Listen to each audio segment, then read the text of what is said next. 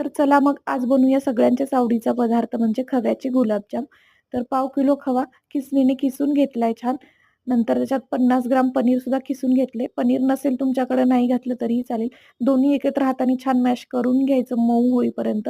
मोठे 5 चमचे मैदा घातला आणि पुन्हा एकदा मिक्स करायचं आणि सगळ्यात शेवटी खाण्याचा 2 चिमूट सोडा घातलेला आहे. ते घालून पुन्हा एकदा छान मळून घ्यायचं.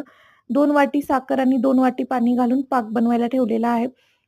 आता या खव्याच्या मिश्रणाचे गुलाबजाम वळायचे आणि गरम तेलामध्ये छान तळून घ्यायचे. बारीक गॅसची फ्लेम ठेवायची आणि छान लालसर रंग येईपर्यंत तळून घ्यायचे आहेत. खूप मस्त झालेले आहेत. रंग खूप छान आलाय. आता बघूया पाक तयार झालाय की नाही. पाकामध्ये विलायची कुटून घातलेली आहे. खूप जास्त चिकट पाक करायचा नाही. फक्त हा थोडासा चिकट असायला पाहिजे.